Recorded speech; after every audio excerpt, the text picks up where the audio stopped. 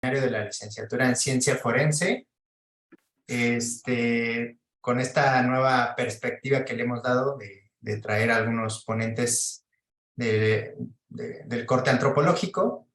En esta ocasión, pues bueno, tenemos la fortuna de que el doctor José Pablo nos aceptó darnos una charla sobre el trabajo que está realizando en este momento, así que pues le agradecemos mucho. Me voy a permitir presentarlo muy brevemente.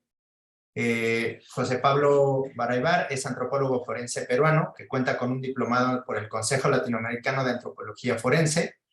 Es experito de las Cortes Penales Internacionales en Ruanda y la ex Yugoslavia. Es exdirector de la Oficina de Personas Desaparecidas y Ciencias Forenses de las Naciones Unidas en Kosovo. Y es fundador y director ejecutivo del equipo peruano de antropología forense. Y bueno, actualmente se desempeña como coordinador forense transregional para la migración en Europa del Comité Internacional de la Cruz Roja con sede en París. Bueno, el doctor ganó mucho renombre internacional por sus intervenciones en esta masacre, ¿no? De Srebrenica se llama, creo. Ya me ayudarás con la pronunciación, José Pablo. Srebrenica, pero da lo mismo, mataron un montón de... Donde, bueno, pues hubo un conflicto grande, digamos, en esta guerra en Serbia, ¿no? En 1995, ¿no? En donde se asesinaron a muchos musulmanes bosnios, y creo que es un referencia internacional sobre esta cuestión de llevar pruebas forenses de genocidio a cortes internacionales. Entonces, de suma importancia, así que pues te agradecemos mucho, José Pablo, tu tiempo y pues compartirnos este trabajo que se está realizando tan importante en la cuestión de migración y búsqueda en esta perspectiva desde allá, desde Europa, y espero que nos tengan noticias de que también se pueda aplicar por acá, por Latinoamérica. Claro. Muchas gracias. Gracias, Misha. Buenas tardes a todos. Voy a cortar mi cámara porque me veo yo hablando y es un poco absurdo. Vamos a ver. Esta presentación es un poco extraña, ¿no? Porque yo ciertamente vengo de un medio de justicia más retributiva, digámoslo así, a la que ustedes tal vez se estén formando para trabajar en fiscalismo, lo que fuera, y ahora he abordado un problema muy complejo con una perspectiva totalmente distinta, ¿no? Una perspectiva más bien humanitaria. Sin embargo, la parte, digamos, científica detrás se mantiene, digamos, intacta y es un desafío muy grande. Entonces vamos a hacer una suerte de unas pinceladas desde lo que ocurre con la migración en general hacia Europa, pero no solo. Y les pido también que usen mucho su imaginación para ver un poco, encontrar las similitudes que van a ver, porque las hay, con lo que se vive en México y Centroamérica, no solamente los flujos migratorios a través del país, sino otras situaciones de violencia. Vamos a hablar un poquito de la migración y un poco más allá. Así que vamos a empezar esta presentación, a ver si es que logro hacer funcionar esto, que no funciona. Ustedes ven la pantalla, pero nada se mueve. Un momento. Eso del Zoom siempre es un problema por algún motivo. A ver, ok, listo. Ahí está, funcionó. Bien, entonces, vamos a hablar en términos generales primero del tema de los desaparecidos, con un acento en los migrantes desaparecidos, pero el énfasis, se van a dar cuenta, va a estar muy centrado en temas de datos. No vamos a hablar tanto de cuerpos y de las pericias técnico-científicas que se hacen sobre los cuerpos o la recuperación de los cuerpos, sino vamos a hablar un poco más de los datos, y van a ver por qué esto es básicamente importante. Vamos a hablar un poco también sobre el marco conceptual de la búsqueda, ¿no es cierto? ¿Por qué la búsqueda es una actividad forense? No la búsqueda es una actividad de cualquier otro tipo. Y la búsqueda más allá si la persona está viva o muerta, ¿no? Porque suelen hacer mucho esa distinción, ¿no? La búsqueda en vida es primero, bueno, la búsqueda es búsqueda, ¿sabes? Independientemente de si la persona está viva o muerta, hay que simplemente buscar. Quiero hablar un poquito también de las integraciones, tanto a nivel estratégico como táctico, porque a veces vemos el bosque y no el árbol, y a veces vemos el árbol y no el bosque. Entonces la idea es un poquito tratar de combinar ambos niveles, ¿no? Pues creo que el tema principal o la moraleja de esta presentación es básicamente ver cómo integramos, cómo logramos integrar más que simplemente trabajar de manera más bien aislada, en silos, y cómo podemos lograr integrar las cosas, ya que cada actor, que llámese fiscalía, la unidad de búsqueda o quien sea, tiene un papel que jugar básicamente en esta situación. Bien. ¿Y por qué? Yo no entiendo por qué. Un momento. ¿Qué le pasa a esta presentación que no se... Ah, es que acá hay un... Ajá, ya encontré. Y ciertamente no vamos a dar fórmulas mágicas de ningún tipo para resolver los problemas de nadie porque no las hay. Al final las varitas mágicas que son tan solicitadas pues no existen, ¿no? Acá vamos a presentarles mucho lo que se ha hecho y lo que hacemos y veamos qué tanto esto es aplicable a otros contextos. El tema principal, cuando hablo del problema de la migración en general, y ya no solamente hacia Europa, es que las rutas migratorias se han complejizado y se siguen complejizando cada vez más. Ya no es un tema simplemente que la gente en Centroamérica o un poco más al sur se va hacia Estados Unidos a través de México, o que la gente de África se va para Europa. Ahora básicamente hay todas las permutaciones posibles. Ustedes sabrán, por ejemplo, que hay ya importantes flujos migratorios mixtos que van desde África, llegan hasta Ecuador o hasta Colombia y empiezan a irse a pie hacia el norte, pasando básicamente por el Darién, y los que sobreviven al Darién van a continuar. Había un grupo muy grande de africanos que estaba en Chiapas, si no me equivoco, y que quería continuar hacia el norte. De la misma manera han encontrado en las selvas colombianas gente de Afganistán, por ejemplo. No es que llegó nadando ni nada que se le parezca, pero llegaron simplemente en avión para empezar el camino hacia allá. Y podríamos hablar lo mismo, básicamente, toda la migración sudeste asiático hacia Australia, por el mar de Andaman, las rutas migratorias desde el Medio Oriente, Siria en particular, a través de los Balcanes hacia Europa, que es otro problema más. Y lo más importante que hay que decir es que las rutas migratorias, por más que se piensen que los europeos, muy europea, los europeos dicen, nos están invadiendo, están llegando acá, van a reemplazar a la población, no sé qué estupidez más. En realidad, la migración más importante en el caso de África se da al interior de África. Solamente un 10% de los flujos migratorios se dan desde África hacia afuera. La mayoría de flujos migratorios son internos. Es algo que ciertamente no se toma en consideración. Y esos flujos migratorios tienen consecuencias muy puntuales. Por ejemplo, un cayuco, una patera, como le llaman, un bote, un barco, una embarcación, fue encontrada, por ejemplo, en Trinidad y Tobago. Y la gente dentro de esta embarcación, que estaban muertos, eran 17 muertos, 17 o 14 muertos, salieron desde Mauritania, en la costa atlántica de África. Esta gente no se iba a Trinidad y Tobago, esta gente se iba a las Islas Canarias. Solamente que si no logras encontrar las Islas Canarias, te sigues de frente. Y de frente es que te cruzas el Atlántico hasta el otro lado. Entonces han encontrado este barco en Trinidad y Tobago, hay otro que han encontrado en Fortaleza, en Brasil, otros en las islas de Turks y Caicos, en el Caribe, y toda es gente que viene del otro lado. Pero el problema es que esos 14 o 17 cadáveres no eran básicamente el número de pasajeros que había en el barco. En el barco habían 43 personas. Entonces, el primer elemento es que tienes un montón de gente que ya no existe en su materialidad.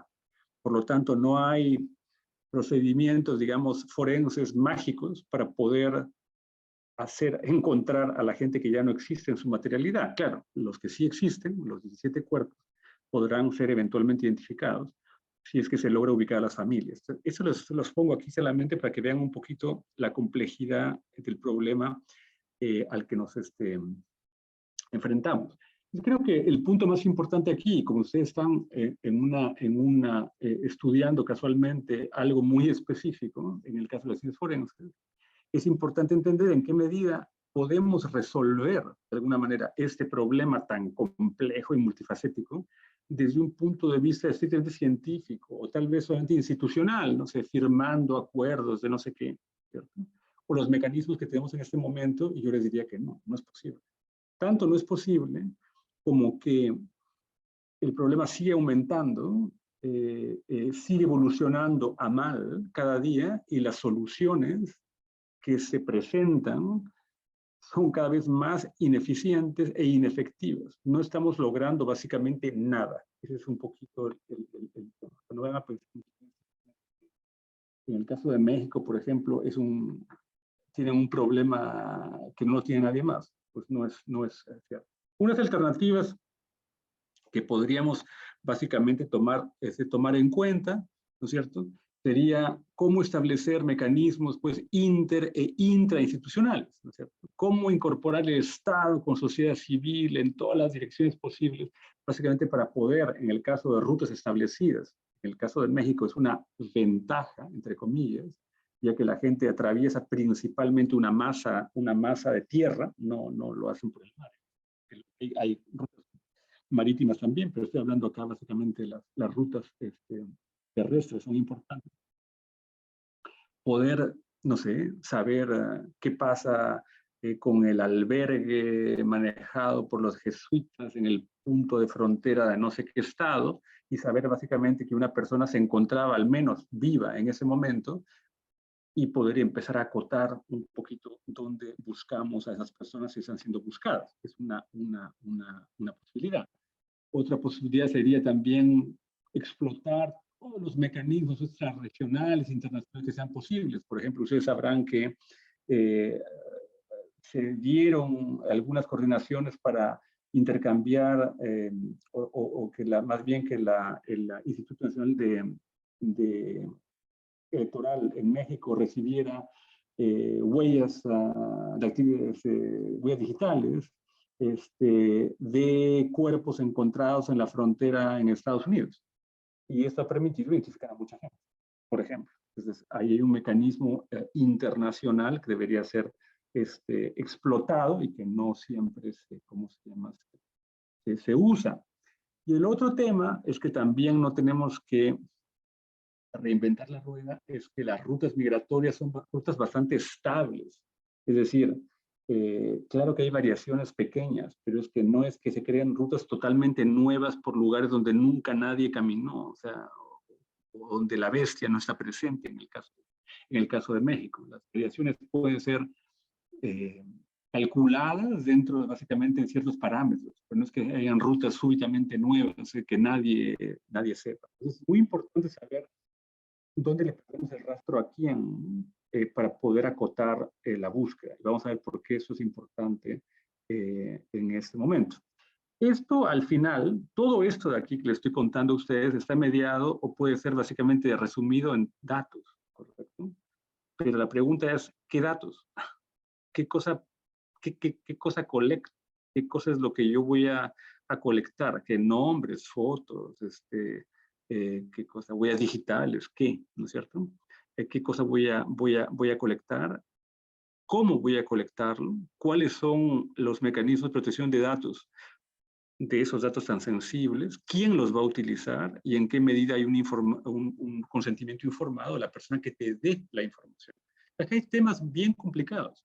Y entendamos también que la lógica de identificar a esas personas, la lógica de dar una respuesta a sus familias y demás, es una lógica humanitaria principalmente que no siempre está o va de la mano con la lógica de interdicción que tienen los estados, ¿no?, respecto a la migración llamada irregular o ilegal. Es muy importante tomarlo en cuenta también. ¿Cómo acotamos básicamente la búsqueda? Pues no hay solución para acotar la búsqueda, pero podemos tener soluciones a nivel táctico, como les decía, dónde empezar a buscar. Es muy diferente a que yo diga, mi hijo salió, no sé, de Burkina Faso y no lo volví a ver, pero yo no sé si se fue hacia Libia, o si se fue hacia Sudáfrica, o si se fue hacia Mauritania, o se fue a donde diablo sea. Pero si yo tuviera algún tipo de información en algún paradero, digámoslo así, intermedio, podría básicamente acotar esta búsqueda. Esto es algo que no estamos haciendo. ¿Okay? ni en Europa, ni en México, ni en ninguna parte. Muy importante saberlo. Les he dicho antes que las rutas son conocidas, ¿no es cierto? Entonces, nuevamente, el sentido común diría, bueno, si yo tengo algún tipo de medio, de forma, en el medio de esta ruta conocida, tomar algún tipo de información que me haga pensar que fulanito de tal se encontrará en ese punto, yo voy a buscarlo a partir de ese punto hacia adelante, y no de ese punto hacia atrás. Sería importante. Suena muy fácil decirlo, no es nada fácil, pero básicamente hay que tomarlo en cuenta. ¿Por qué es importante tomar esas informaciones? Porque todos los fenómenos de la migración es uno de ellos, pero la desaparición de personas en general, o sea, desaparición forzada de personas o no, son fenómenos colectivos. Por más que yo esté buscando a José Pablo, ¿no es cierto? José Pablo ha desarrollado interacciones básicamente con otra gente durante el circuito que lo lleva a desaparecer, entre comillas, entendiendo que nadie desaparece.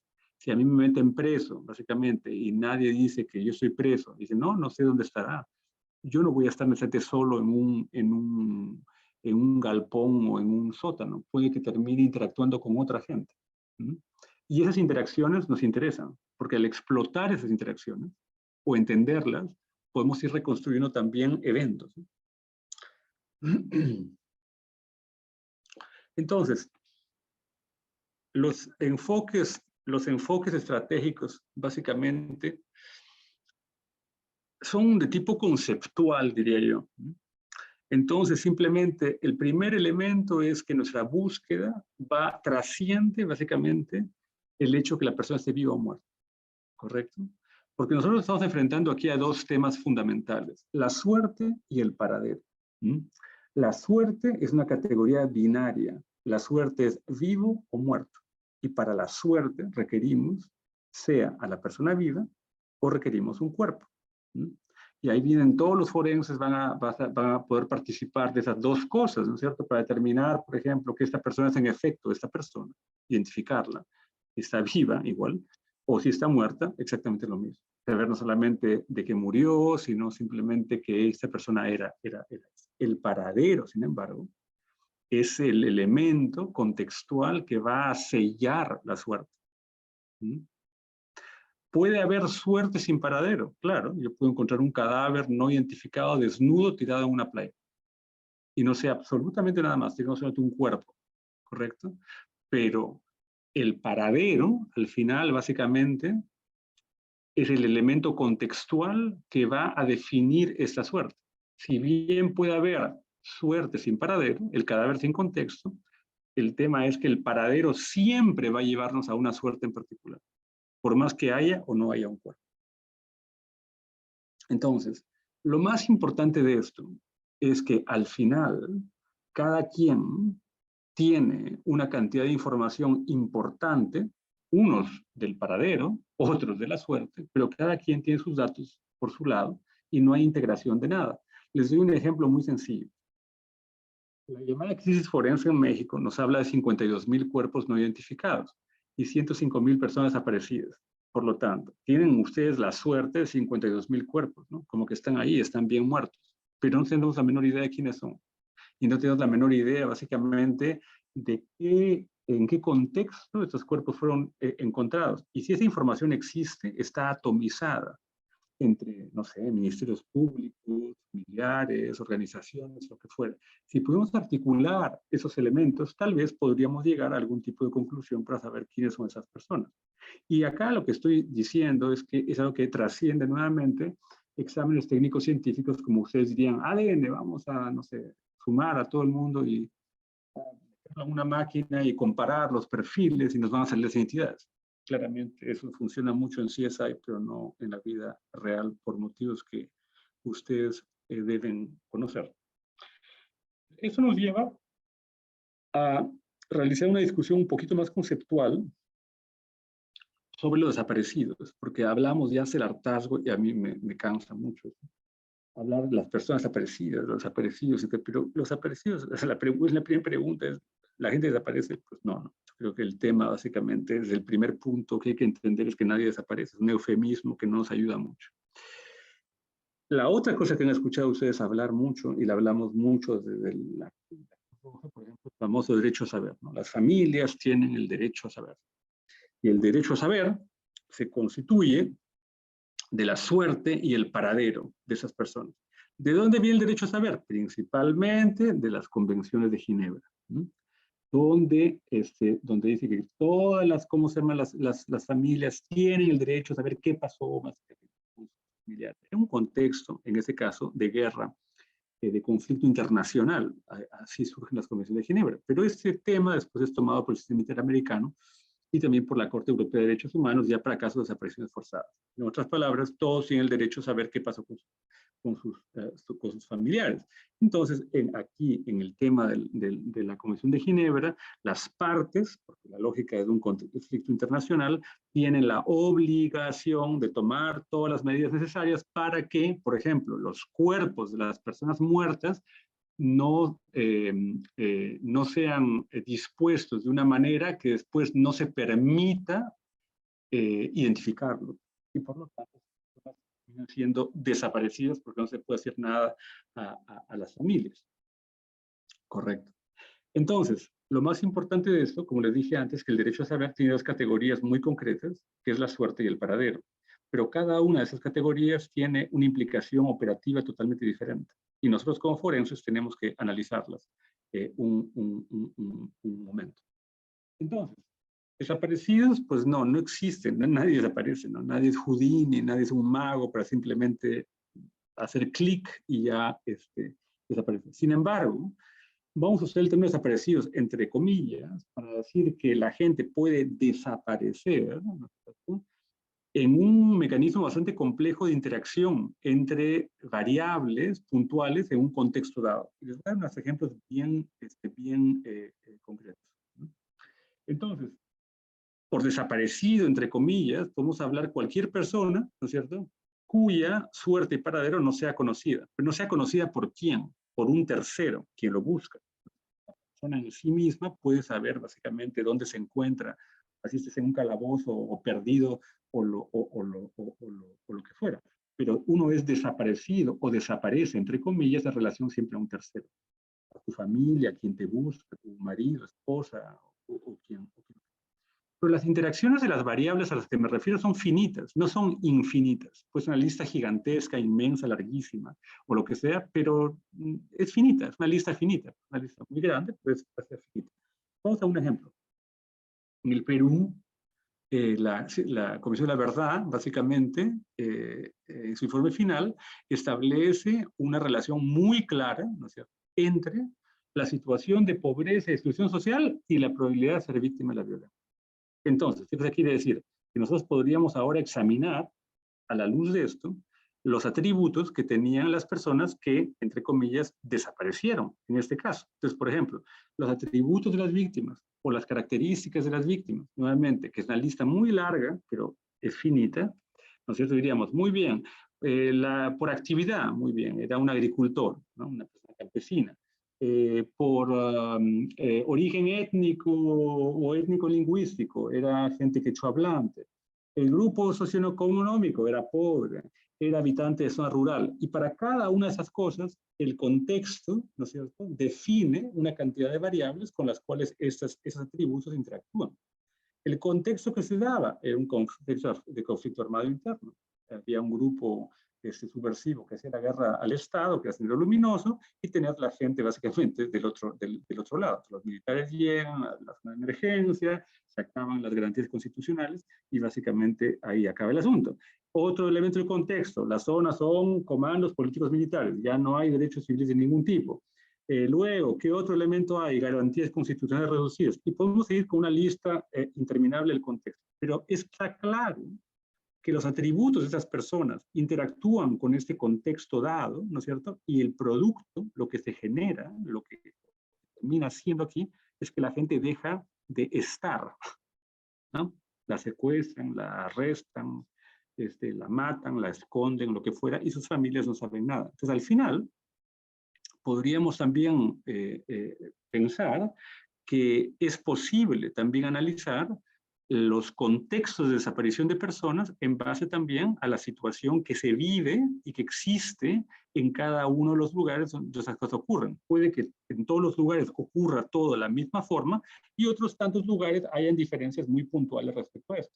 En el caso de México, podrían ustedes establecer toda una cantidad de categorías respecto a los actores que participan básicamente en estas prácticas, ¿cierto? Y los atributos de las víctimas. Si son jóvenes, son viejos, son mujeres, si es el narco, si es el Estado, o una combinación de ambos, o lo que fuera. Entonces, creo que la moraleja, nuevamente, de la historia es que la búsqueda es una actividad forense, al tratarse de una actividad científica, reproducible, que usa el método científico, y por lo tanto tiene reglas totalmente claras, y sobre todo la búsqueda es la integración de una cantidad de conocimientos y elementos que tienen como objetivo poder dar respuestas, ¿no es cierto?, a las familias, en este caso, que son los beneficiarios, respecto al paradero y eventualmente a la suerte de la persona desaparecida. Queremos buscar para responder o queremos buscar para encontrar, no solamente buscar por buscar. Eso es muy, muy importante. Por lo tanto, la búsqueda es un medio, no es un fin.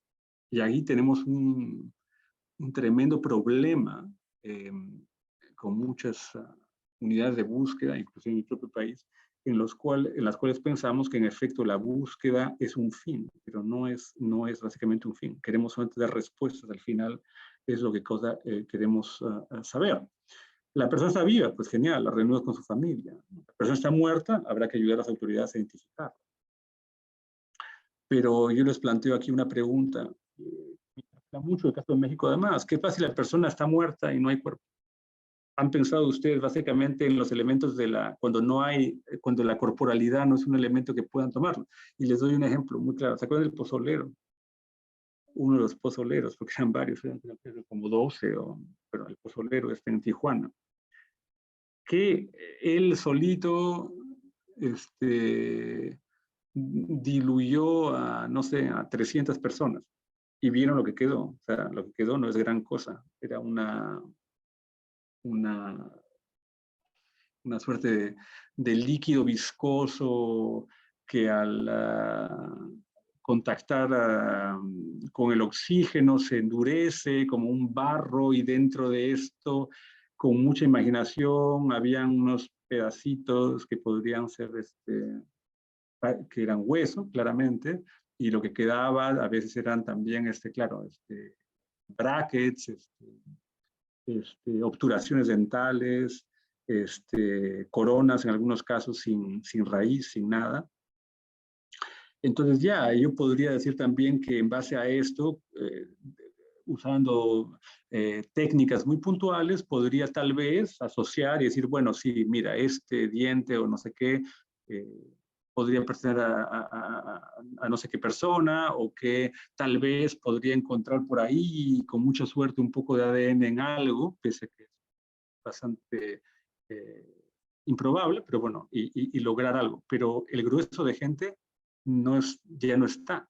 Entonces, ¿cómo hago ahí? ¿Qué cosa le digo a la familia? Es un punto muy importante a ser considerado. Y esto nos ocurre a nosotros ahora, también el tema migratorio, la gente que cruza el océano o cruza el mar y básicamente se hunden, adiós, ya no hay más, ya se quedaron al fondo del mar, no hay manera de recuperarlos ni nada por el estilo. ¿Qué pasa a la gente que pasa por el Darién y no sale? El Darién tiene una entrada y una salida, y los que no salen se los comieron los animales, pero ¿qué hacemos con las familias? ¿No? Entonces, la pregunta es también qué tipo de respuestas podemos elaborar para dar a las familias y en qué medida esas respuestas se asocian a un grado de certeza, ¿no? A una probabilidad, vamos a ponerlo en términos más estadísticos. Porque no es que yo le diga, bueno, mire, ya sabe que su hijo se murió. Es muy fácil, ¿no? Para eso no requerimos ningún tipo de ciencia, ¿no? Cómo construir esa respuesta es una cosa muy importante. Y ahí nuevamente tenemos que hacer uso de una metodología científica, ¿no? Que tiene que ser básicamente reproducible. Porque si yo construyo respuestas a mi manera y ustedes a la vuestra, entonces básicamente quien va a terminar aquí pagando, por llamarlo de alguna manera, van a ser las familias, ¿no? Que no nos va a querer a ninguno al final. Entonces, yo creo que esquemáticamente ver ese derecho a saber, diríamos que la búsqueda es el elemento que integra esos dos elementos de la suerte y el paradero, ¿correcto? El paradero siendo básicamente la reconstrucción de este contexto, ¿no es cierto?, que nos permita o que indique o del cual se puede inferir una suerte en particular. La gente se subió a este barco que cruzó el Atlántico y no llegó, ¿no? Se dice, su suerte está echada, correcto. El paradero es el contexto y yo he podido determinar más allá de lo razonable que esta gente subió al barco y que no llegó a ninguna parte. Por lo tanto, ergo, infiero que esta gente está muerta, así no tenga un cuerpo. ¿Mm? Eso me permite una respuesta. Sí. ¿Es la respuesta satisfactoria? No necesariamente. Puede que la familia me diga, ¿sabe qué? Yo no le creo. También es posible. Pero es lo que hay, correcto. Cuando nuestro paradero nos lleva a una suerte puntual y esa suerte puntual se manifieste, no sé, en una fosa común, que sea una exhumación, lo que fuera, y haya un muerto, un cadáver, ahí tendremos esas actividades forenses, técnicos científicas, ¿no es cierto?, de recuperarlo, de analizarlo, de aplicarle todas las técnicas que queramos aplicarle para básicamente reconstituir una identidad. Pero es muy importante entender esa lógica, porque la suerte no está dada. El hecho de tener cuerpos no es algo dado. Y yo creo que todo lo forense se basa sobre la confianza que los cuerpos existen. Y yo creo que hay que ahora cambiar un poco el chip porque lo que estamos enfrentando es exactamente lo contrario. Entonces, requeriríamos básicamente establecer también algunas líneas de base, ¿no?, para poder entender cómo entrarle a ese problema. Cómo funciona el o los sistemas médicos legales. El tema de México, por ejemplo, es fascinante en el sentido en que es un estado federal y cada estado al final es casi como un país aparte que son un país gigantesco ustedes y cada estado puede ser realmente un país en sí mismo y tienen complejidades muy puntuales. Entonces, claro, esta constante interacción entre el nivel federal y estatal puede ser muy complejo y habría que entender bien para ver qué cosa es lo que no funciona, dónde se puede aplicar un poquito de qué para cambiar algún tipo de proceso, que no es una cosa, no es algo evidente, digamos. No es como decir, ya, vamos a hacer una guía para que todos tengan una guía. Eso no, ese no es como se da el punto. Es saber, por ejemplo, cuántos cuerpos identificar existen. Bueno, en México ya saben que son 52,000 o por ahí, básicamente, pero la pregunta del millón es a cuántos eventos pertenecen. Porque los cuerpos como cuerpos solos, sin contexto, o sea, sin paradero, no nos sirven tampoco de mucho, ¿no? Personas desaparecidas reportadas, bueno, saben que van por 105,000 o algo por el estilo. Entonces ya tienen 105,000, saben que muy probablemente al menos la mitad de esas personas están probablemente muertas. Pero ¿quién es quién? Es más importante. Entonces, creo que el tema, eso nos lleva básicamente de esas líneas de base, de poder entender el qué, cómo, cuándo, dónde, cuántos, es básicamente que nosotros no podemos lanzar la búsqueda asumiendo cosas a priori, como por ejemplo que tú no estás vivo, tú no estás muerto. Claramente no, como les dije hace un momento, si tienes 105,000 desaparecidos y no sé, 52,000 cuerpos, podrían decir que la mitad podría estar muerta, posiblemente. Pero eso es una cosa, simplemente una afirmación empírica que no tiene ningún tipo de respaldo de nada. Entonces creo que es muy importante, y esto sí puede sonar a blasfemia, cambiar un poquito el chip y cambiar ese paradigma muy latinoamericano y más sudamericano que otra cosa respecto a que el desaparecido está muerto, que el muerto está enterrado y que si yo voy y lo desentierro lo puedo identificar. Porque básicamente ese paradigma ya no aplica. Y no solamente ese paradigma ya no aplica, sino cuando vemos y comparamos lo que ha ocurrido históricamente hasta el momento en los lugares donde eso ocurrió, o sea, empezó con Argentina,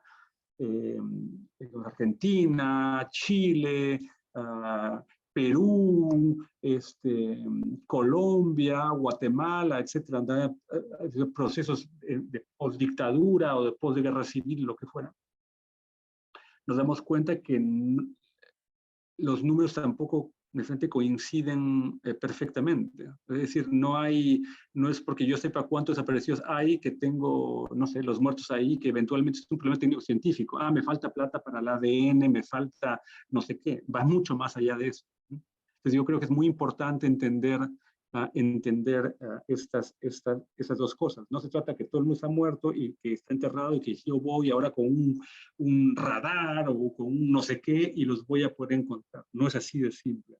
No es algo tan binario. Hay una escala de grises muy grande y creo que estamos recién empezando a ver esa escala de grises. Creo que no nos hemos planteado, ¿cómo se llama? Hasta el momento que los grises son muchísimos. Hay muchos matices en el medio. Entonces, si vemos algunos dilemas forenses típicos de nuestros países, podríamos básicamente, ¿no? El primero es que busco, exhumo o exhumo, busco. Y ustedes en México están un poquito en esa situación con las exhumaciones de los panteones. Hay algunos enfoques de básicamente vamos a exhumar todos los panteones, todos los CNN en los panteones y les vamos a perfilar a todos a ver qué sale, ¿no? Entonces, habíamos dicho que la búsqueda que integra básicamente esta ecuación suerte-paradero, ¿no es cierto? Y es la base del derecho a saber las familias. Pero tenemos que entender que el paradero sella la suerte. Por lo tanto, el hecho de ocuparnos de la suerte y desvincularla del paradero es un error garrafal, absolutamente garrafal. ¿Ok? El paradigma de lo que llaman básicamente los procesos de búsqueda mediados por el ADN se dieron principalmente en los Balcanes, específicamente en el caso de Srebrenica, que Emilio se les hablaba al principio, donde mataron a 8.000 hombres en una semana. Pero la diferencia es que ese era un caso cerrado. Es un macrocaso, pero cerrado. ¿Ok? Entonces, evidentemente, tú sabes que tú tienes una lista de personas desaparecidas que van en 8.000 y tantas, ¿no es cierto? Y puedes ir recuperando una cantidad de cadáveres muy grande y puedes decir, bueno, yo no sé quién es quién, pero sé que esta gente está metida en este mismo evento, porque es un caso, ¿correcto? Pero imaginemos ahora la suma de N cantidad de casos con una variación geográfica y un despliegue geográfico gigantesco, sin contar con todas las características básicamente genotípicas, en este caso, todas las personas implicadas, y simplemente el hacer cruces de manera mal que bien automática, no me resuelve el problema del paradero. Pero si yo tuviera básicamente más información del paradero, tal vez podría afinar y hacer comparaciones mucho más acotadas, en vez de comparar todo contra todo, ¿no? Es uno de los puntos. Pero no estoy hablando acá que tenemos que hacer eso en todos los casos. Habrá casos que son mucho más redondos, que hay mucho más información, casos que están listos básicamente para entrar a una fase mucho más pragmática, y cuando se tenga que hacer esto se hará. O sea, no digo simplemente que no se exhume a nadie, que no se compara a nadie, que no se haga nada hasta que sepamos qué pasó con cada persona y tenemos el paradero de cada desaparecido. No es básicamente el punto. Entonces, este orden de los factores altera el producto, ¿no es cierto? Pues en algunos casos sí, en otros no. Si saben, como les decía, todo lo que tienen que saber respecto a un caso que está totalmente listo para ser procesado, pues se procesa y ¡pum! Pero el problema principal es que todas las prácticas que sean prácticas diacrónicas, que no sean cosas sincrónicas, que deben ocurrir a través del tiempo, que son eventos complejos y casos abiertos, es muy, muy arriesgado entrarle a ellos con una lógica de ¿cómo se llama?, de accidente de transporte, ¿no? Que es un poco el tema del DBI, por ejemplo, ¿no? Que sabíamos que se cayó el avión, y yo sabía cuánta gente había en el avión, ergo, básicamente puedo asumir que toda esta gente que estoy buscando estaba en el avión, y lo que tengo hay que compararlo con lo otro. Es demasiado simple. Los casos abiertos son muy complejos, sumamente complejos. Y más aún cuando hay una variación en términos de tiempo, ¿no? No son cosas que ocurren en un día, sino que pueden ocurrir en un mes, en un año, en semanas o lo que fuera. Entonces, cosas que ocurren en este momento, y no hablo de ningún país en particular, sino de todos en general, es esto, ¿no? Hago una investigación sobre el paradero, sobre el contexto, y luego paso a la etapa operativa, voy, por ejemplo, a exhumar y encuentro más gente de la que estaba buscando. Ahí es típico, ¿ok? Tienes como unos outliers ahí que dices, yo buscaba 10 y encuentro 15. Me sobran. ¿Y ahora qué hago con los que me sobran? Ese es el problema. ¿Qué cosa hacemos con eso? Esos casos se van acumulando simplemente porque no tenemos ningún tipo de respuesta de nada, pero no estaba previsto. Entonces no hay técnica que te vaya a ayudar básicamente hacia eso, porque ¿qué hago con eso? Sería diferente si supiera más antes de poder entrar a la parte operativa y saber, por ejemplo, que eran más eventos y que fuera una mezcla de básicamente de eventos o lo que fuera. Así yo no sepa quién es quién. Que era el ejemplo anterior. Pero desgraciadamente no es lo que ocurre generalmente. Pero creo que lo que tenemos que entender es que la necesidad de asumir la búsqueda como una actividad científica que tiene un objeto, un medio, una finalidad, básicamente, y que tiene que preceder las actividades técnico-científicas, básicamente, las cuales normalmente nosotros acumulamos. Tanto como, y eso ocurre desgraciadamente también, cada cuerpo que llega a un CEMEFO, a una morgue o lo que fuera, debería llegar con una carpeta investigativa, porque si yo tengo un cadáver simplemente en una bolsa y todos esperan que yo les diga algo respecto a esto, ustedes bien saben que las posibilidades interpretativas respecto a lo que yo tengo sin contexto son múltiples. Y como esto al final tiene que verse en un ejercicio de contraste y de discurso en una corte, ¿no es cierto?, en un proceso penal, las posibilidades también, en el caso de la justicia, de que la justicia sirva para algo, se van limitando, ¿no es cierto? A menos contexto, la capacidad que yo tenga básicamente de demostrar más ayuda razonable a algo va a sufrir muchísimo. Entonces, el otro tema que yo lo había evocado son los cuerpos ausentes. ¿Qué cosa hago básicamente si yo tengo solamente el paradero, es decir, el contexto que me define una suerte, pero no hay básicamente nada más? Ejemplos múltiples, sí, hornos, por ejemplo, ¿no? La gente ha sido incinerada y los han limpiado. Eso es muy común, acá hay varios casos en los que hay un caso en particular de la época de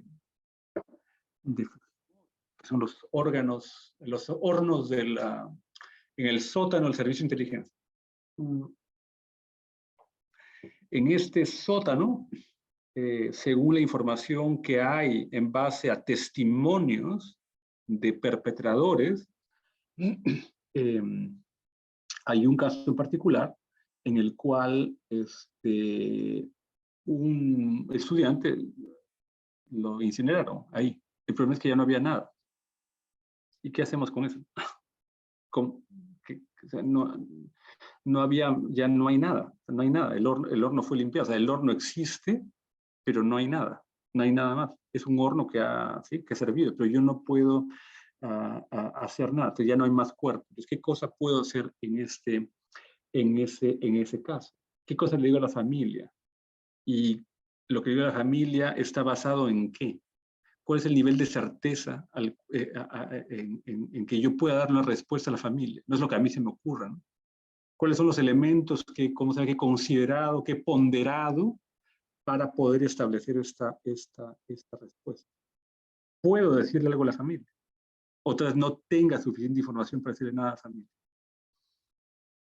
Entonces, el otro elemento es cómo esa respuesta, que tiene que ser bien fundamentada, puede entonces convertirse en algo oficial, porque no es la respuesta que yo le cuente a la familia y le diga, mira, te voy a contar lo que yo creo que pasó, sino básicamente cómo esto se puede convertir en un documento oficial. Y si es oficial, tiene que ser reproducible, ¿no? De ahí nuevamente es el método científico que tiene que primar básicamente. Eso no quiere decir que las respuestas parciales sean atajos, ¿no? Que sean atajos básicamente para no buscar y decir, bueno, sabes que ya se murieron, pues ya están muertos, ya por la página, no sé qué, ya se han muerto, no pasa nada. Todo lo contrario, creo que esto nos lleva básicamente a elaborar la búsqueda de una manera mucho más eh, protocolizada y con elementos muy predecibles.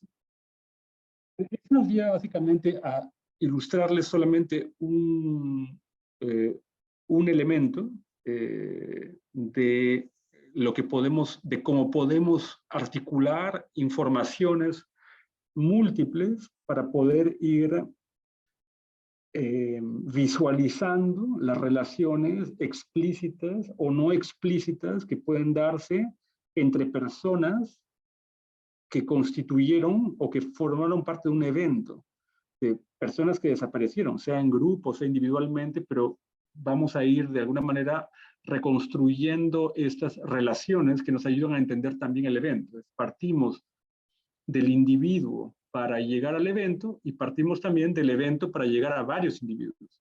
De ahí que la investigación del paradero o la investigación preliminar sea tan importante en este proceso de búsqueda. Pero hablando en términos básicamente más claros, hablemos de datos. ¿Correcto? Es hablar de datos. Leyeron algo del periódico, que encontraron un testimonio, que alguien les dijo algo, que había un papelito, que encontraron un memorándum o lo que fuera. ¿Qué hacemos con todos esos datos que nos hablan de personas y de eventos y cómo los articulamos? Entonces, esto ya lo hemos dicho.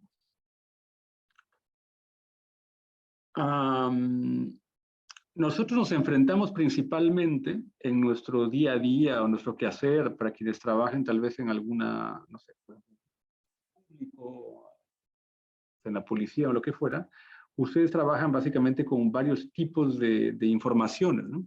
Informaciones que están, no sé, en testimonio, toman un testimonio de una persona, en declaraciones, pues una solicitud de búsqueda, en el caso básicamente de una agencia que tenga que buscar a alguien, información confidencial que les da un informante posiblemente, las noticias, ¿por qué no?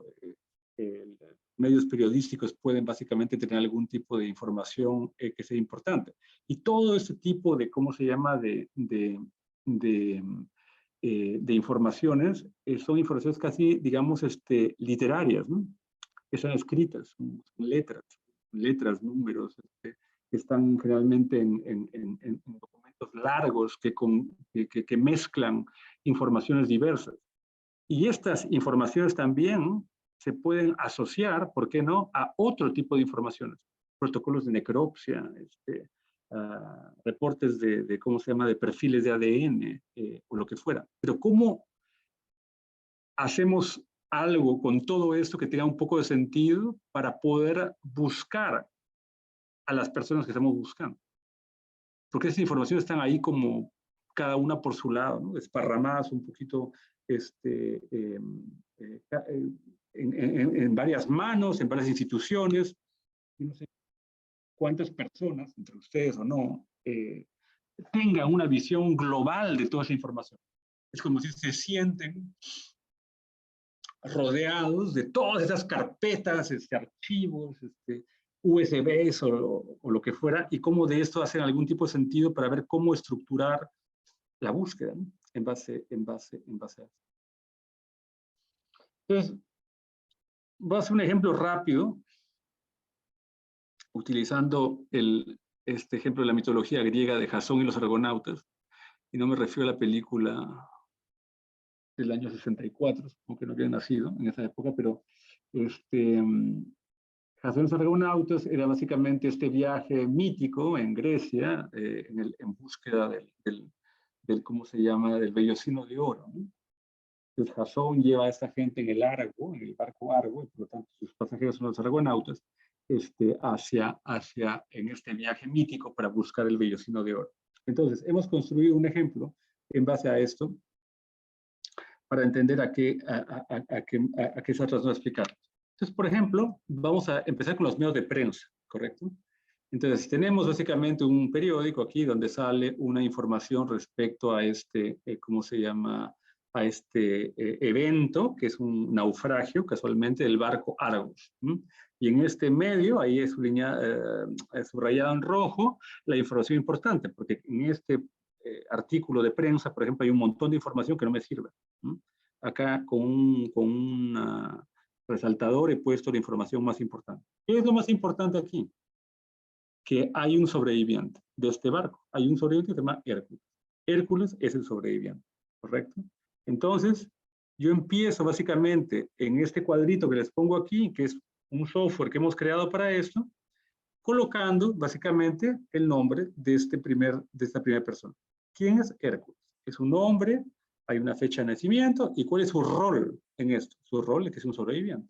¿Y cuál es la fuente donde sé esto? Los medios. Ahí está el sitio web o lo que sea. Y ese actor, supongamos que eso es como una obra de teatro, digamos, este actor tiene un identificador único, ¿no? Porque si no estaríamos mezclando a todos con todos. Muy bien.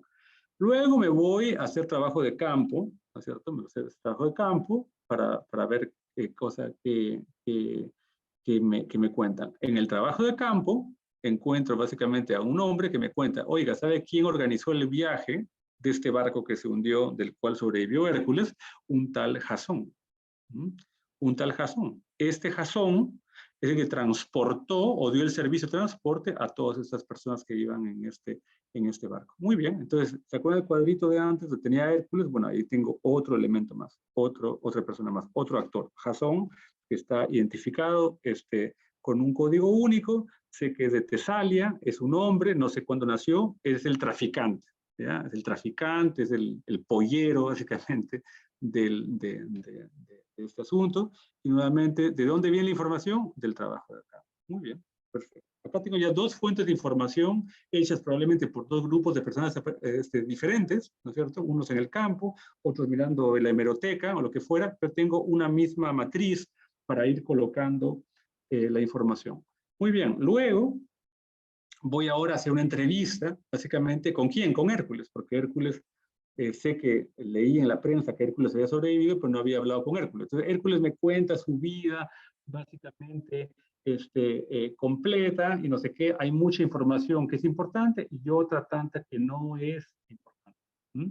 Entonces, menciona nuevamente hasta el Jasón, que Jasón, en efecto, los llevó para allá, habla más de él mismo, información que no teníamos, y añade a dos personas más, básicamente, que están desaparecidas, que es Peleus y Cetes.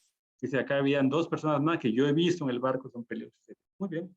Vamos otra vez a nuestra matriz y vamos añadiendo la información. Por ejemplo, en amarillo hemos añadido información de Hércules que no teníamos, ¿no es cierto? Cómo se llama su papá, su mamá, de dónde era, cuándo nació, cuál es su última dirección, lo que fuera, y añadimos los dos últimos casillas que son Peleus y Cetes, que son dos nombres más de personas que no sabíamos que existían. Esta matriz sigue siendo la misma. Aquí tenemos un tercer equipo, ¿no es cierto?, que fue a buscarlo a Hércules, a entrevistarlo, y bien.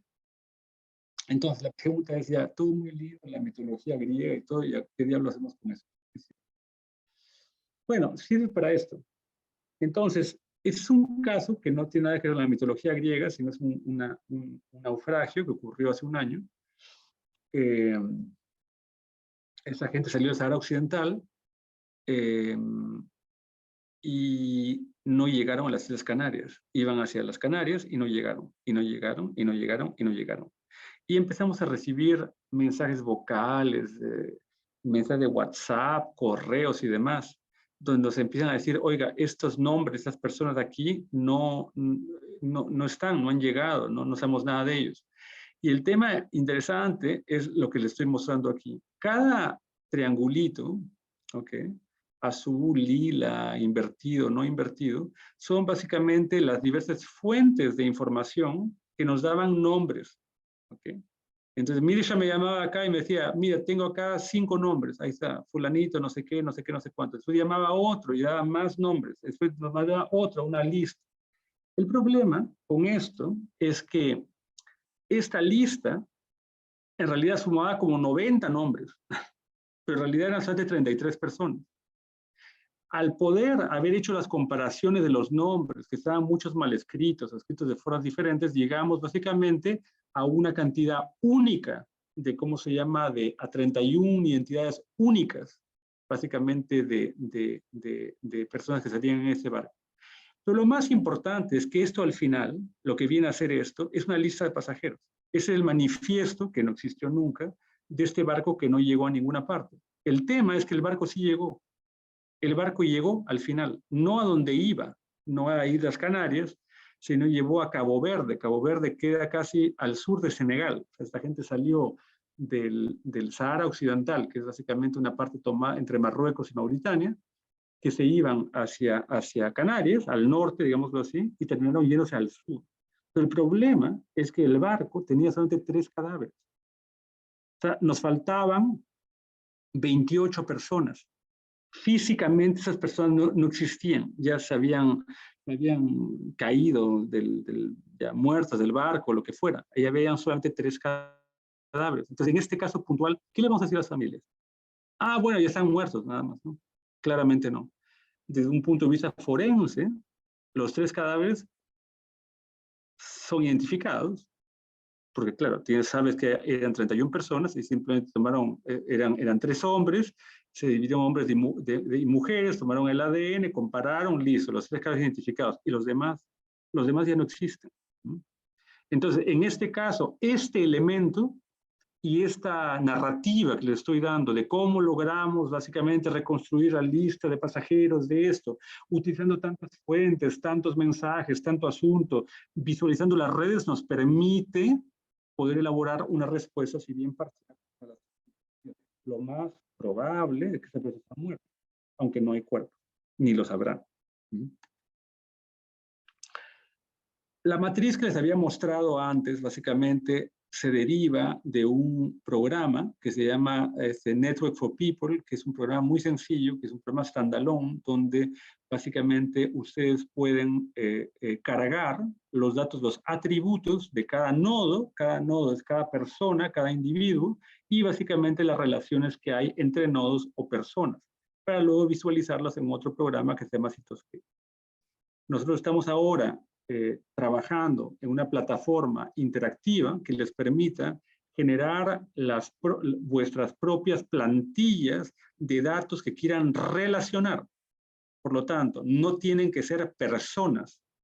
Pueden ser, no sé, cementerios con nombres de personas, o con autopsias o fechas de autopsia. Pueden ser documentos múltiples que quieran ustedes asociar. El tema es visualizar las relaciones, para a partir de ahí tomar decisiones de qué o cómo hacer con esas informaciones. Algunos ejemplos. Por ejemplo, yo quiero contrastar la credibilidad de la hipótesis de una persona que está siendo buscada. Si yo tengo en el primer escenario, en el lado izquierdo, solamente a un familiar o quien sea que me da la información sobre una persona desaparecida, ¿ok? Es casi la palabra de uno, la palabra de una sola persona que me dice, sabes que mi hijo desapareció, pero no tengo ninguna otra forma de corroborar si el hijo existió, si es el caso, si es verdad, nada. Sin embargo, en el escenario del medio, cuando aparece un sobreviviente que me dice que esa persona buscada sí existe porque lo vio en tal contexto, que puede ser un barco, una cosa de detención, en la cárcel, caminando junto con él, lo que fuera, ya tengo una corroboración independiente al hecho que la persona buscada sí existe. Y si básicamente en el tercer escenario, hacia la derecha, aparece un testigo que también me menciona a la persona buscada, ¿no es cierto? Tengo ya a 2 elementos totalmente independientes que ratifican la existencia de una persona buscada. Y ese testigo puede hablarme de 2 personas buscadas más que no son consideradas por nadie más y tendré que seguir básicamente la misma asociación de ahí en adelante. Es decir, hay otra gente que también los conozca o no. Si yo quiero priorizar entrevistas, si yo quiero priorizar básicamente la toma de datos, ¿cómo se llama? Antemortem, de muestras de referencia para ADN o lo que fuera, me doy cuenta que aquí estos 2 rectángulos verdes, por ejemplo, son los nodos que comunican básicamente a 2 subredes de personas en un mismo evento.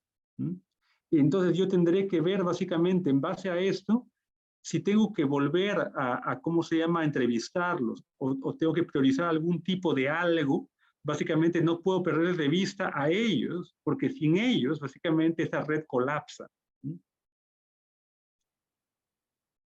Luego, nuevamente, podríamos básicamente llegar exactamente aquí a lo mismo y nos damos cuenta que en esta que en esta red, ese triangulito azul que ven aquí en la parte superior izquierda, es básicamente el elemento central, ¿no es cierto? Es el nodo central que conecta nuevamente a dos subredes importantes. Los puntos amarillos están más abajo y los puntos amarillos están más arriba.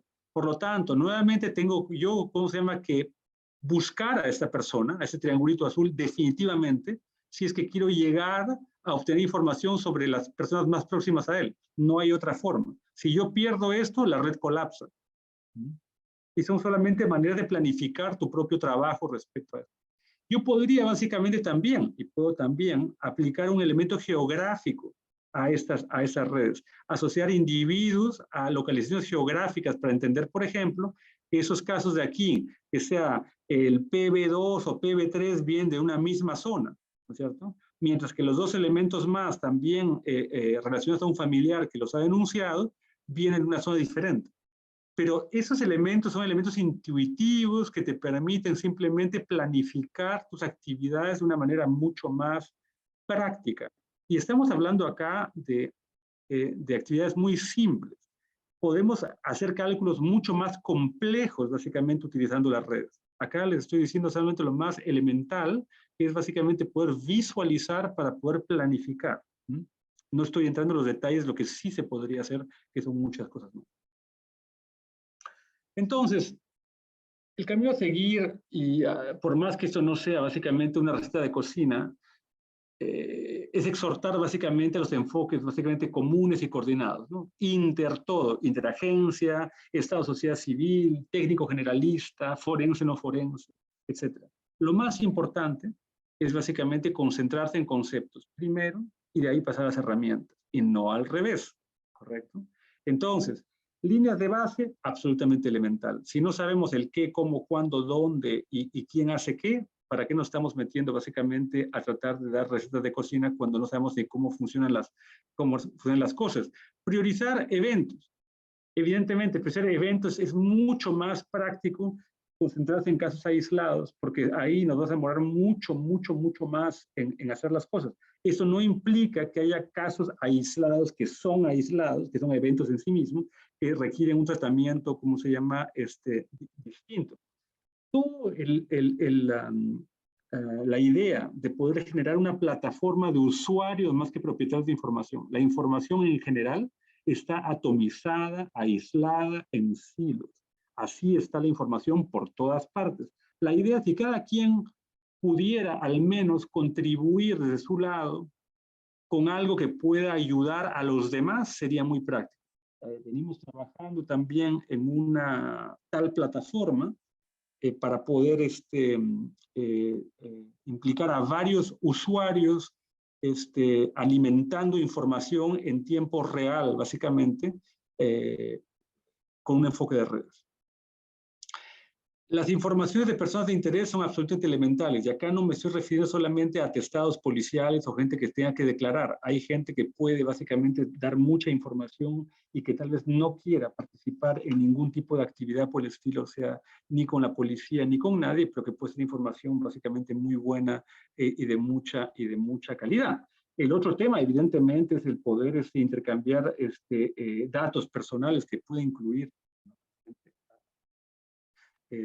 al ADN, quiere decir, pero no solamente ADN, pues de huellas digitales y demás, entre instituciones y entre estados, cuando sea posible, entendiendo también que el objetivo para que esto ocurra debería ser principalmente un objetivo mayor, como por ejemplo, dar respuesta a las familias y no usarse para temas estrictamente de interdicción, que es uno de los temas más complicados.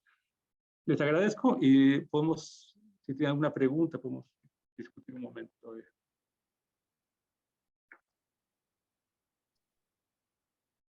Muchas gracias, José Pablo. No sé si, bueno, pues si tienen un comentario, alguna pregunta, está abierto la interacción con José Pablo.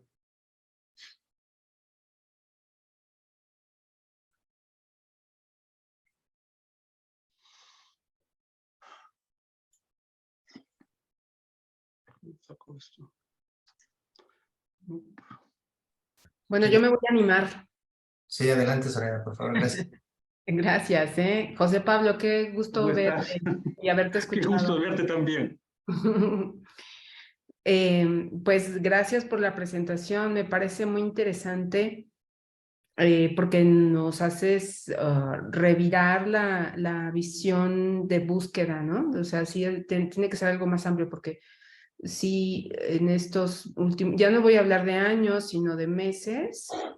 No, sí, de años. En los últimos años, como que todos quienes estamos analizando temas de búsqueda e identificación, pareciera que solo hablamos de personas muertas y la verdad es que hay muchos vivos y por diversas razones que están sin localizarse. Eh, Cuando tú dijiste, a ver, ¿qué sentido tiene que llegues y saques de las fosas si no sabes más o menos, si no tienes un plan, si te estás encontrando algo que no tenías esperado? Lo que sigue después de haber tenido esos hallazgos es que difícilmente vas a poder hacer algo útil. Más o menos algo así nos dijiste. Entonces yo me quedé pensando, ah, caray, es que de eso tenemos mucho en México, mucho, ¿no? No Tú solo, bien lo no solo sabes. en México. Ajá, entonces, ¿qué habría que hacer? O sea, ¿qué hacer entonces, no? O sea, porque sí me quedo pensando con esa observación, bueno, pues con razón se quedó todo ahí varado, los cuerpos ya no saben qué hacerle, los datos que se pudieron tomar no regresan con sus familias, o sea, no son útiles.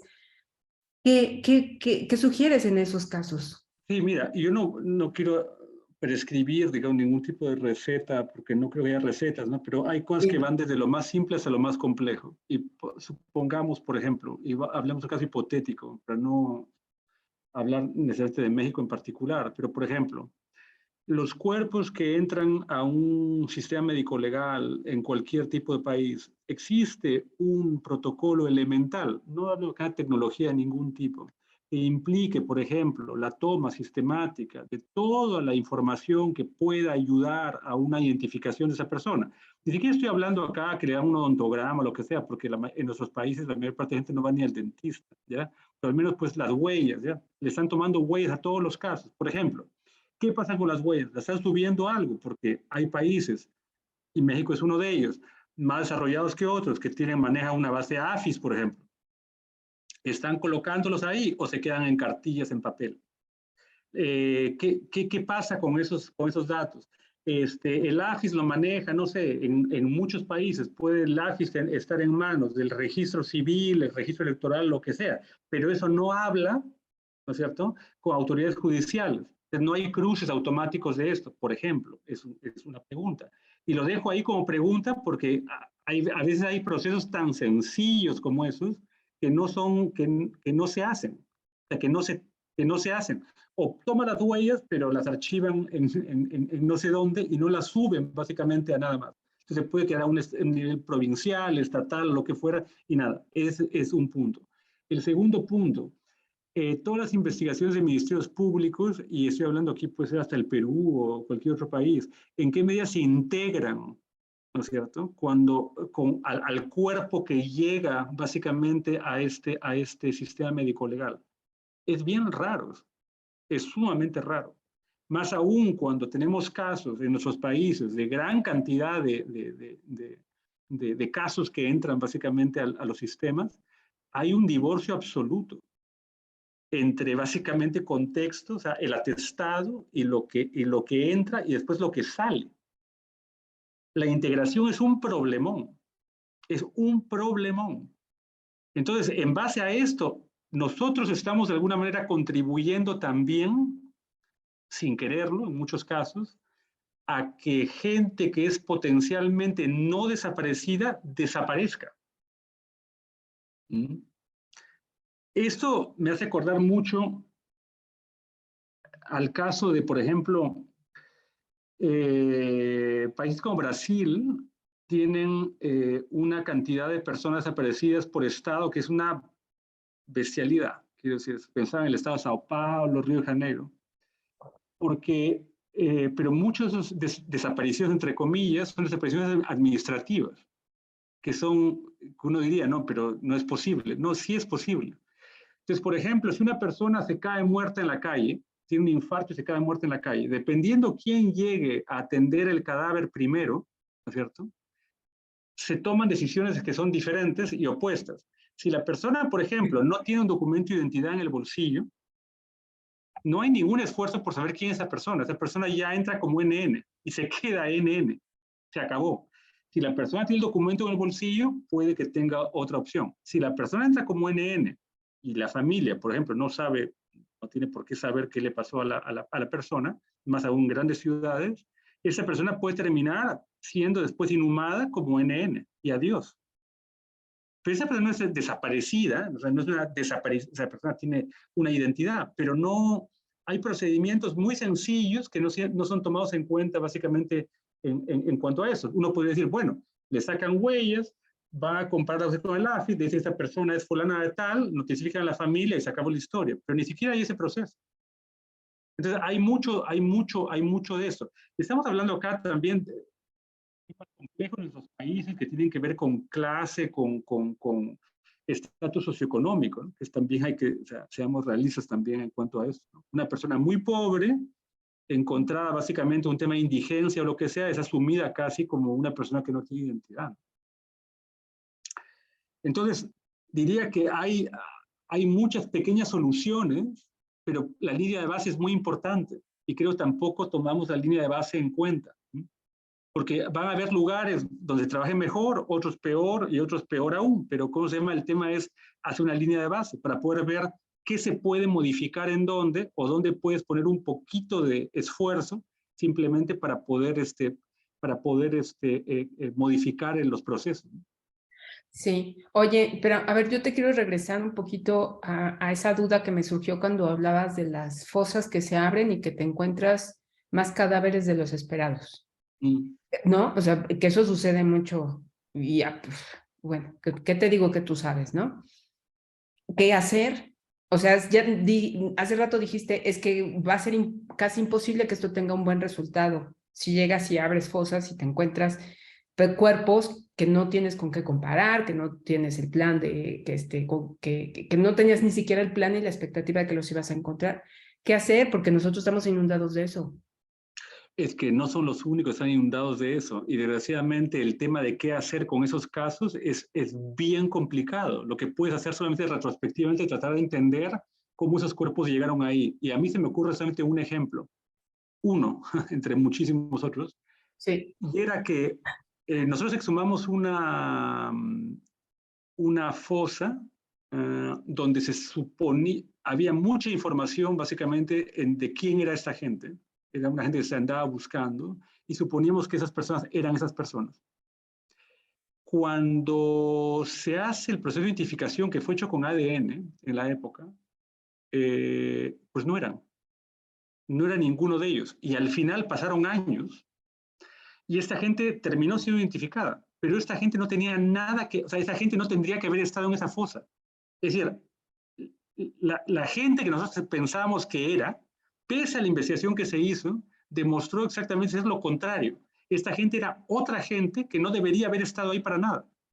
¿Okay? Es un muy buen ejemplo. Ahí no era que habían más o habían menos. Ese es un punto. Segundo punto. Las fosas donde sobra gente, por decirlo de alguna manera, donde hay gente que no debería estar ahí, los casos, en el caso del Perú, por ejemplo, de casos como esos, abundan y son casos que se quedan básicamente depositados porque no hay forma de entrarle a esos casos de ninguna manera evidente. O sea, hasta que no salga algún tipo de información que te pueda decir, a ver un ratito, vamos a ver, analizar los casos que ya tenemos identificados ahora y ver básicamente qué hipótesis posibles explicarían básicamente que esta gente termine ahí y no termine en otro lugar. Pero no tienen fórmula, digamos, mágica para ser abordados, ¿no? Es que ese es el problema. Y el problema principal es que nos centramos en actividades técnico-científicas, operativas, sin entender mucho del contexto en el que estamos trabajando. E insisto, lo más fácil de hacer, y es lo que se hace y que no funciona, es meterse a levantarse todo lo que encontremos y pensar que algo como la genética sola nos va a poder ayudar. Y no es evidente. No quiero entrar en detalles porque Porque están muy complicados. O sea, yo quiero mantener políticamente correcto, aunque yo sepa, ya sea muy políticamente incorrecto, tengo que mantener más o menos correcto, pero los ejemplos que hay no son muy alentadores, te diré. Nuevamente, volvemos al tema de los Balcanes. En el tema de los Balcanes se trataba principalmente, ese modelo surge de un evento en particular, que es el tipo de Srebrenica, pero es un evento. Por más que tenga miles de víctimas, es un evento. El tema, básicamente, con los casos abiertos, como por ejemplo un panteón o lo que fuera, que tú no sepas cómo esa gente llegó a ser NN ahí, es un problemón. Yo estaba mirando unos datos de una colega casualmente que me parece una idea mucho más interesante. Tienen, por ejemplo, información sobre NNs en cementerios y de cuándo los han inhumado. A veces en algunos casos tienen sexo. La edad es muy poco fiable, pero puede ser joven, adulto, ¿no? Niño, no sé qué, una cosa muy genérica, y tiene la fecha de cuándo los han inhumado y dónde los han inhumado. Por otro lado, otro grupo de informes son los cadáveres que entraron no identificados al CEMEFO, digamos, el equivalente al CEMEFO, ¿correcto? Entonces se estableció la regla que los cuerpos pueden ser enterrados entre 0, o sea, el mismo día que entran, hasta 3 días después. Y estamos haciendo ahora cruces, básicamente para ver en qué medida, con la regla de los días, puede haber otro elemento más que pueda funcionar. Sexo, por ejemplo, y algunas reglas para edad, de la misma categoría. Niño, joven, anciano, lo que fuera.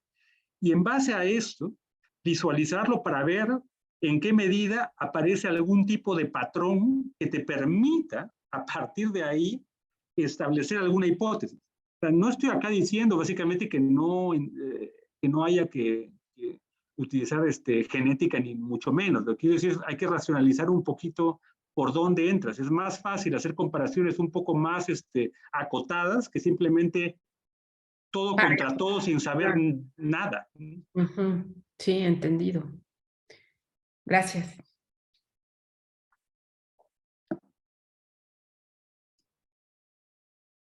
Bueno, yo tengo una intervención, José Pablo. Una cuestión con la que tú iniciaste fue esta cuestión también de, pues bueno, el patrón de migración es una cuestión, digamos, natural en el humano, ¿no? Es un proceso que llevamos haciendo, pues, muchos miles de años, ¿no? Cientos de miles de años. Sin embargo, digamos, en el aspecto social, en esa dimensión social, siempre hay una criminalización de la migración, ¿no?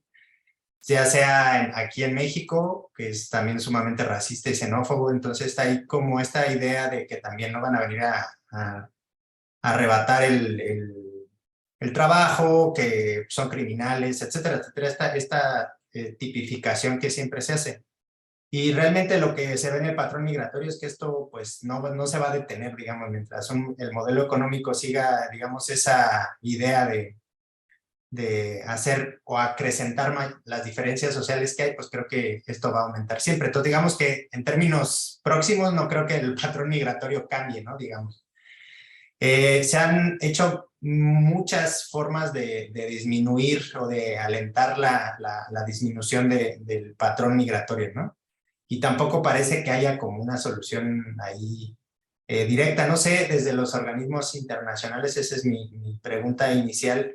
O sea, por ejemplo, Cruz Roja Internacional solamente está pensando este carácter humanitario desde la contención o desde la parte de prevención, o cómo lo harían, porque digamos que este patrón parece que no va a revertir en un futuro próximo. Vemos ahora lo del Darién, que fue una crisis humanitaria brutal también, que no se había visto, bueno, siempre estaba presente, pero no en las dimensiones y quizás por eso llegó a medios de comunicación y se masificó.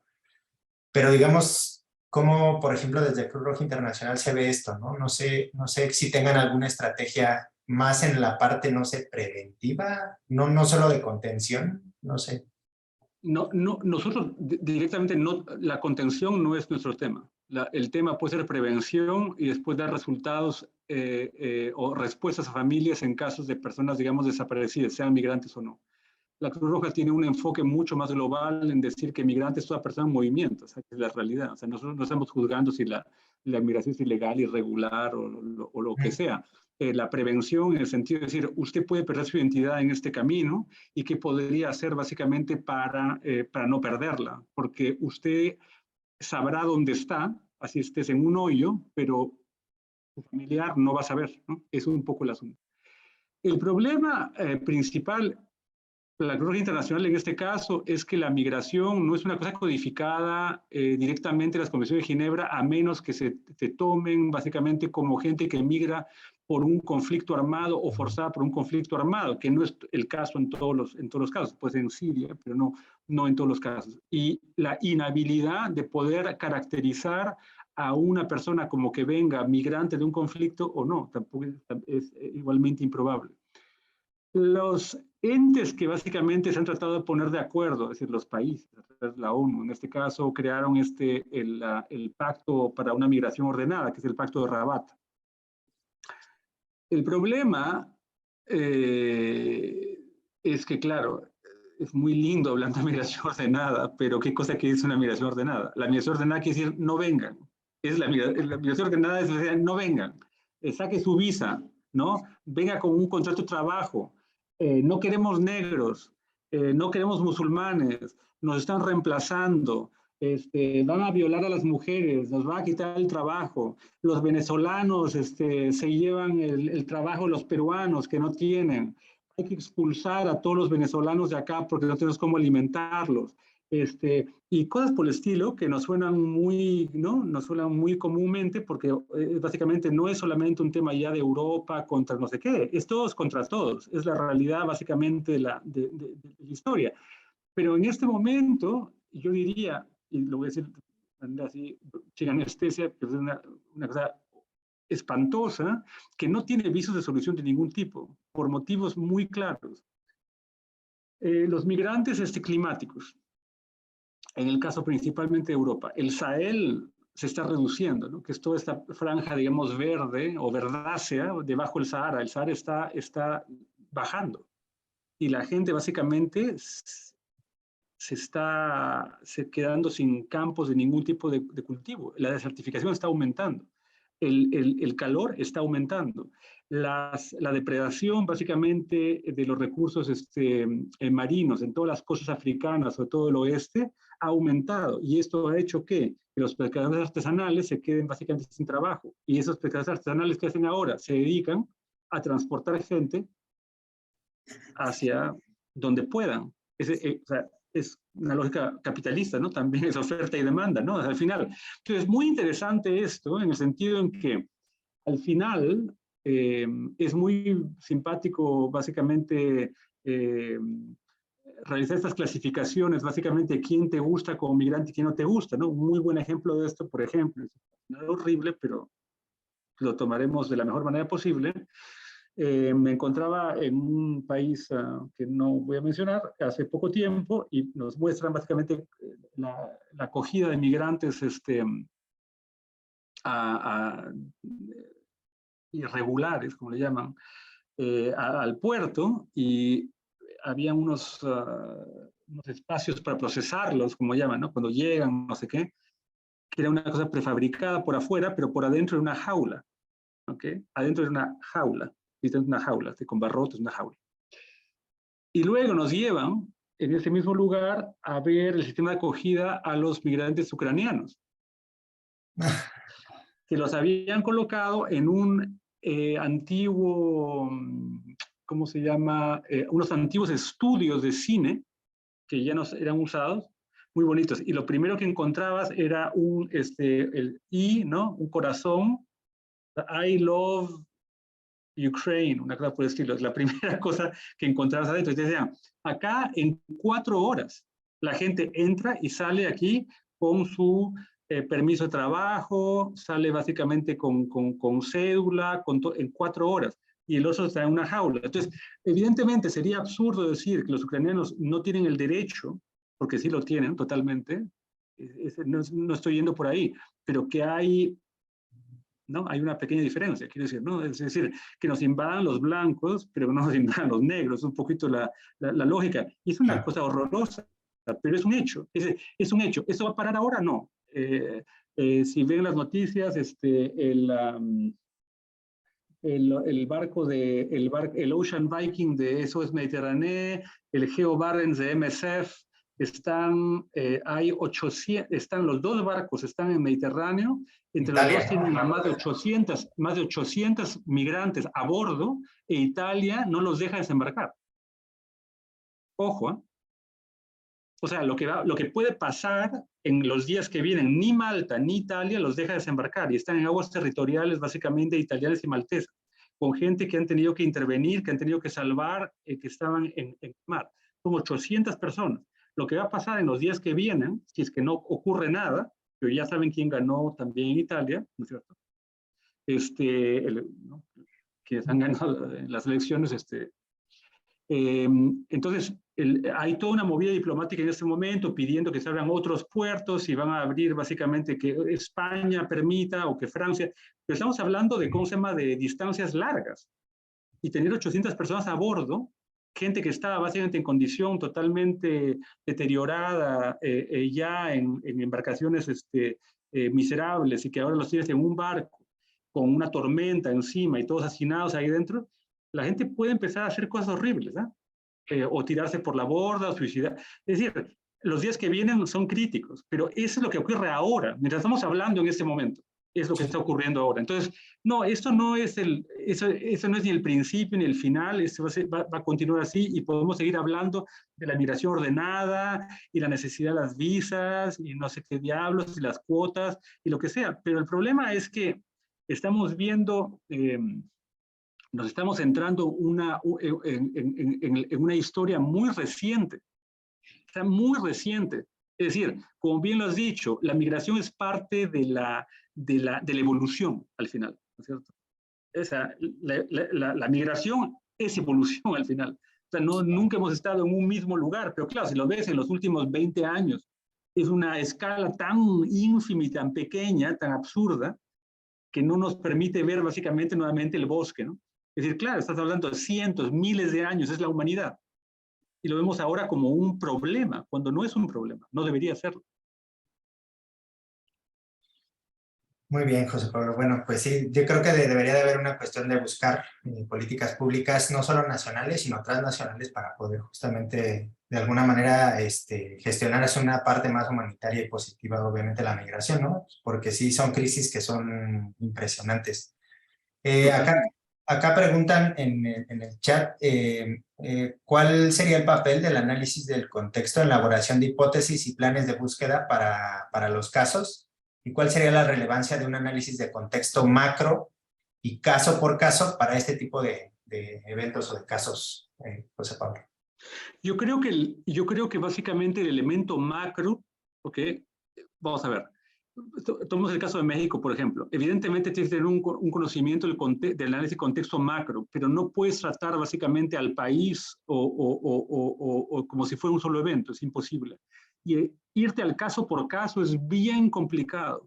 Una de las críticas más importantes que tienen las comisiones de búsqueda, sea en México, Colombia o Perú, que son las tres que hay en ese momento, es que están buscando básicamente a un nivel sumamente micro. Entonces, el tema aquí es, por ejemplo, vamos a poner una cosa más práctica. En el caso de México, por ejemplo, ¿quién opera o quién operaba dónde, cómo, ¿no es cierto? ¿Y con quién? Esa puede ser tu estructura de análisis en un periodo determinado. Pero no podría ser tu estructura de análisis el narco y la relación del Estado y el narco en México en los últimos 20 años. Esa no es una unidad de análisis bajo ninguna circunstancia. Tú puedes poblar un periodo, digamos, con una cantidad de casos individuales. Lo que no puedes hacer, en mi opinión, es pensar que cada caso individual te va a llevar básicamente a construir un macrocaso. Sí, si tienes 200 años probablemente lo puedas. Entonces, el tema básicamente va por ese lado. Ahora, ¿cómo segmentas territorialmente, históricamente o en base a actores? Esa es otra historia. Porque tampoco se trata, en el caso de México nuevamente, que cada estado es un compartimiento estanco, ¿no? Habría que establecer básicamente cuáles son las relaciones que ocurren entre estados. No sé, podríamos hablar de, qué sé yo, podríamos hablar de unidades, básicamente, de análisis un poco más grandes, ¿no? Estos interlands que le llamaríamos, ¿no? Por ejemplo, no sé, se me está ocurriendo aquí, la Tierra Caliente, ¿ya quién opera ahora en la Tierra Caliente? Ya, hay una disputa entre, qué sé yo, Jalisco Nueva Generación y, ¿cómo se llama? Y lo que queda de Sinaloa, muy bien, pero eso lo puedes ir cortando un poco más, ¿no? Y acotando un poco más, porque no, o sea, hablar de Sinaloa ahora, por ejemplo, no está tan vasta, es algo muy vasto, se sigue siendo demasiado amplio, ¿no es cierto? Habría que acotarlo mucho más. Y dentro de eso entraría en tus casos individuales. Tengo una fascinación básicamente con la historia del narco en México, por eso los ejemplos. Muchas gracias, José Pablo. No sé si alguien más tenga alguna contribución, alguna pregunta o algo así.